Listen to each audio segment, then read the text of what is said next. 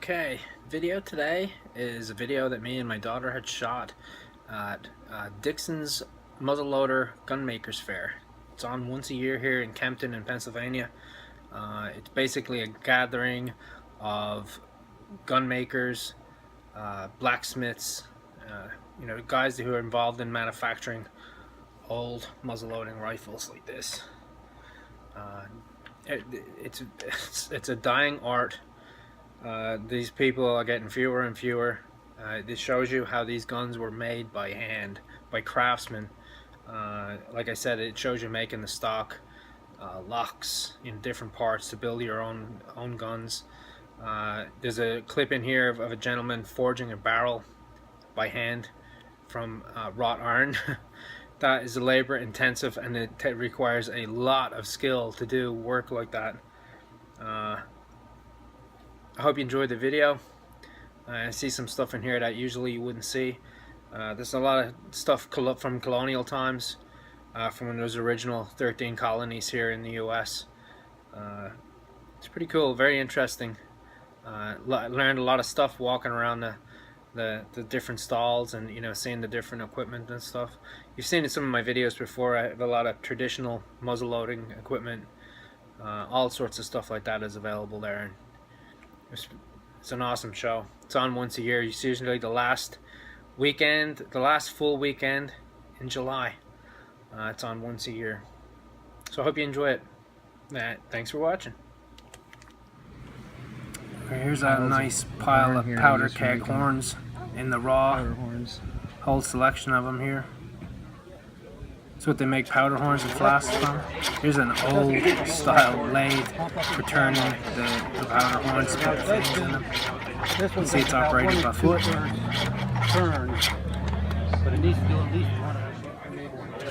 Here's a big table here of muzzleloader ammunition.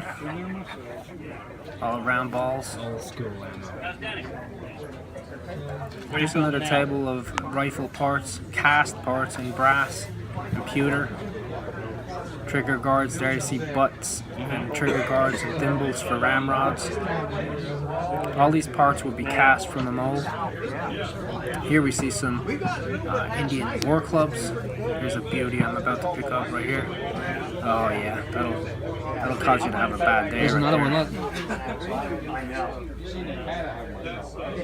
Some of them had blades, other ones were just the round ball clubs there, you see. Some of them had blades out the back of the club. Here's some raw rifle stocks. You can see some of these have the barrels laid in them already. Again, more rifle parts, thimbles, brass inlays, scutcheon plates for the butt stocks, trigger guards. Here's some beautifully carved scrimshod horns that are powder flasks. Usually these are, here's a good one, live free or die. Yeah, like that one. No, not once you got that staple in there. You can see the engraving he has on the horn here. Those are wing bone turkey calls in the center there. Here's another good one. Don't tread on me, the old Gladstone snake. But persimmon will do that. Here's some rifle musketry targets. This is where they cut the enemies of the colonies. There's British infantry. These are musketry. Mohawk, Scout. There's a Huron target as well, I believe. French infantry. There was some French infantry as well. All enemies of the colonists. Here's a double barrel gun. Here's again some more unfinished guns, the kit guns. There's a double barrel side by side. There's a single barrel that was built. Long rifles. Here's a very interesting section here. These guys are actually forging a barrel from a flat piece of cast iron. This is actually wrought iron. A lot of times they would make rifle barrels from wagon wheel bands, the bands that they would surround the wagon wheels with to keep them together. You can see here he's using anthracite in a forge. And he's getting that metal up to a particular temperature that he wants. So now he's going to use a mandrel and a hammer, and he's going to weld those pieces together. With heat fusion, you can see the metal is almost white. He heats it up to a particular temperature, and then he's using the hammer to weld it. driving the iron into itself.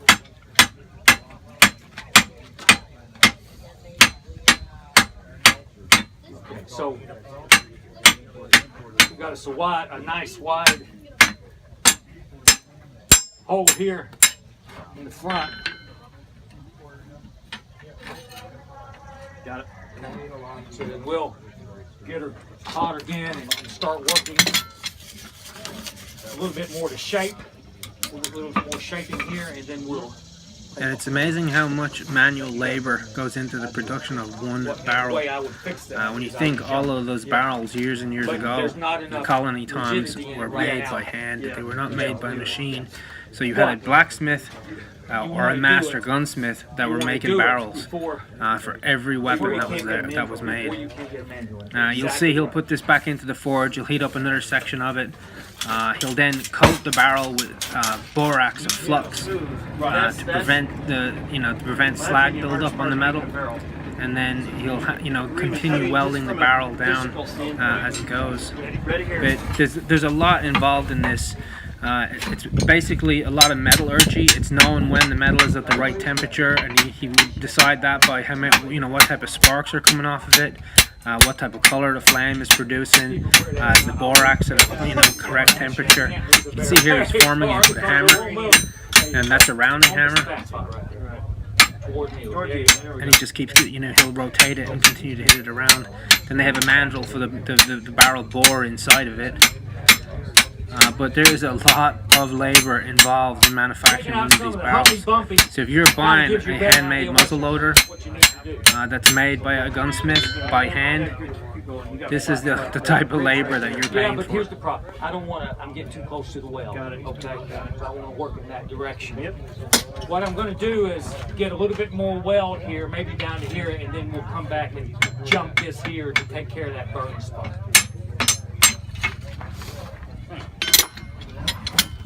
That's not bad, not too bad. That here is a flat right there. That's where we started. Yeah, that's where you started the well. Okay, but you'll jump material. We'll jump into that and get that. Yep. Get that spread out. Where's the spot? We got it. Fire brigade. Rod in there? Yes. You got it. Okay.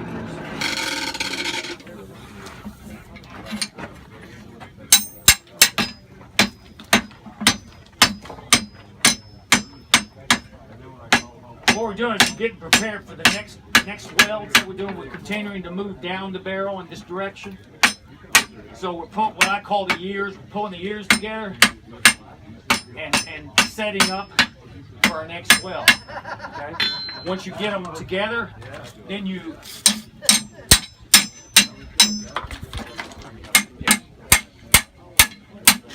Well, the reason is it's bent. When that happens, I need to just unbend it for you. Yep. Okay. So what you do is you wire brush it to get the scale off of it, and then you flux it to keep the scale from forming again.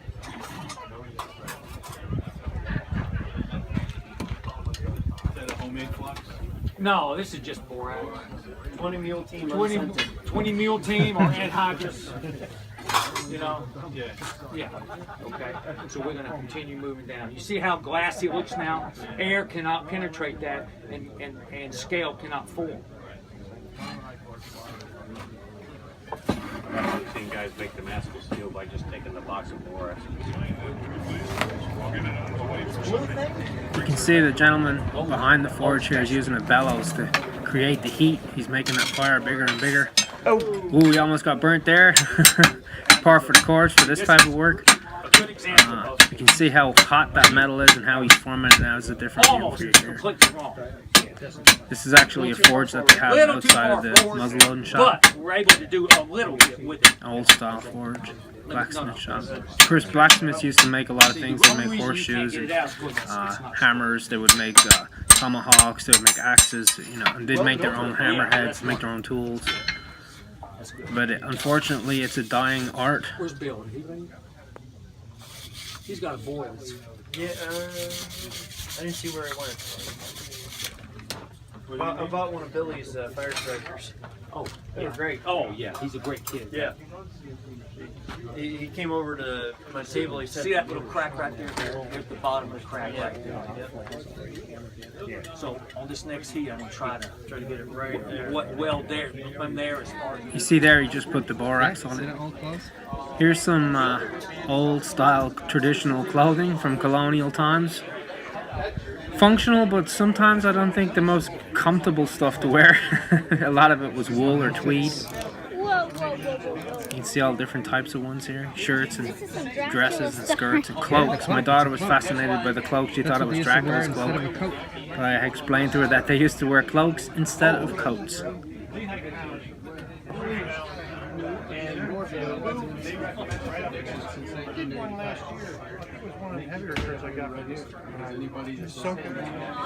Okay, here's one for the trappers. Look at that trap.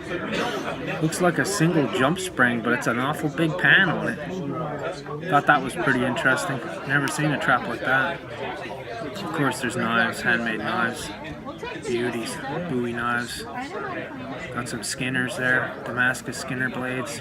Really nice stuff, another Bowie. Now here's an interesting machine here.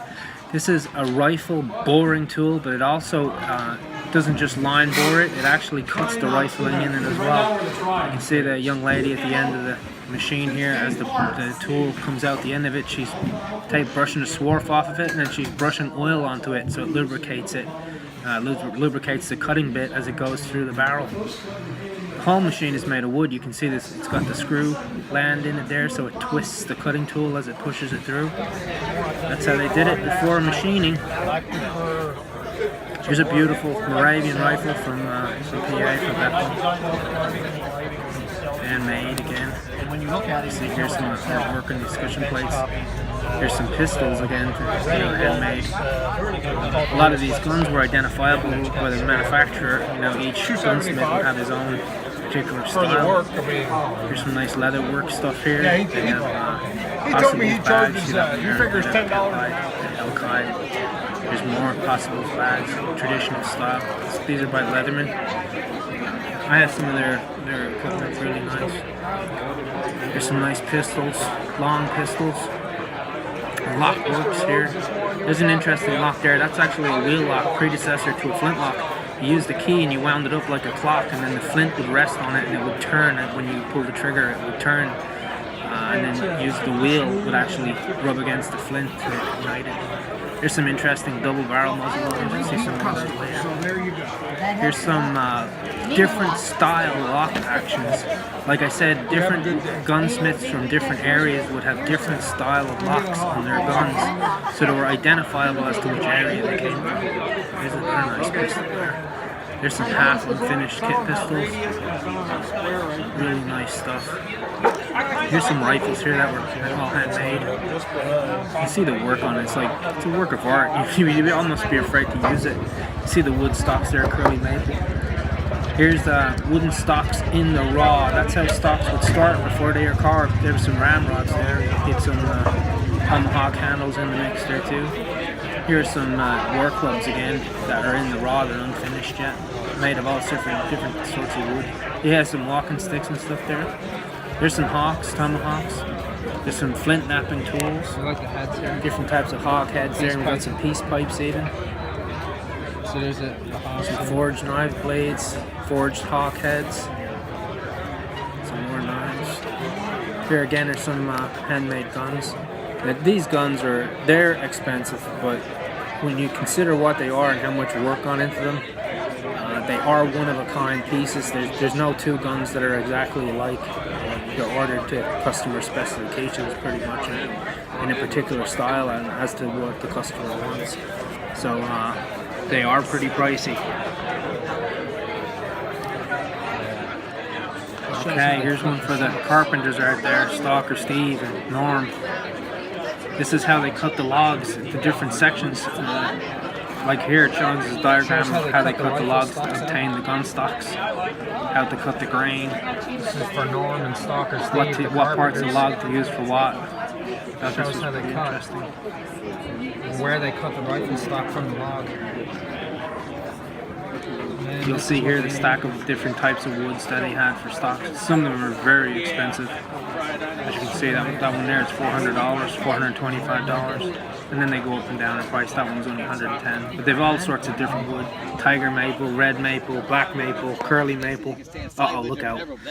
Here's my daughter learning how to throw a tomahawk for scalping people. Oh, I could be in some trouble. Okay, here we go. Here's a fun item here, fun toy to have. The old cannon.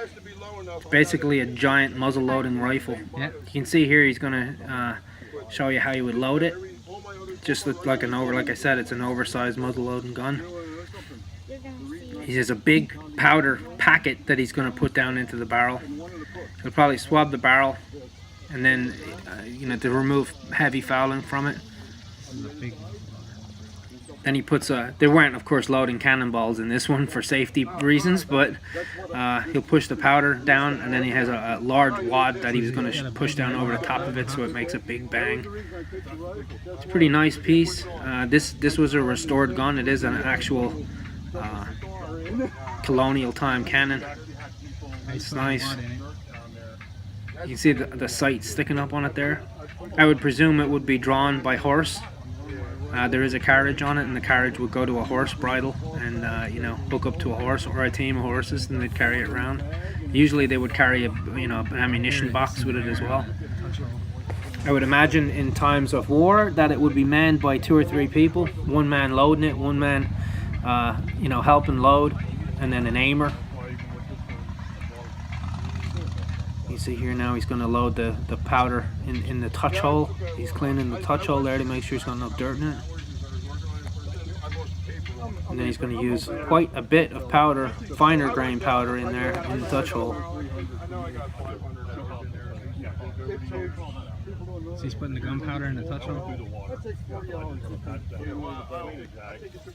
It works just like a muzzleloading rifle. It's just a giant muzzleloading rifle.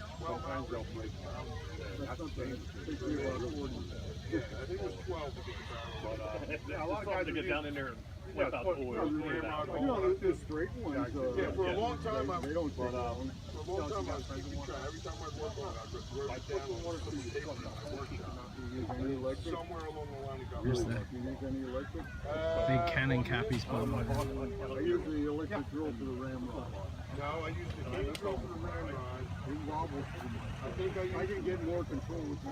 It was in the little plastic cylinder with the balls and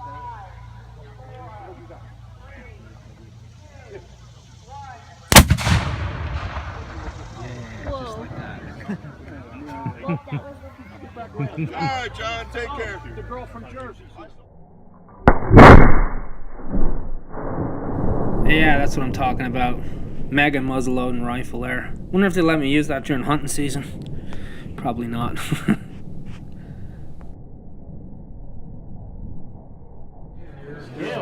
Here are some scrimshawed powder horns. Absolutely magnificent. Look at the artwork on this. When you think you make one mistake on it and it's ruined, you have to start all over again. There's a colonial map.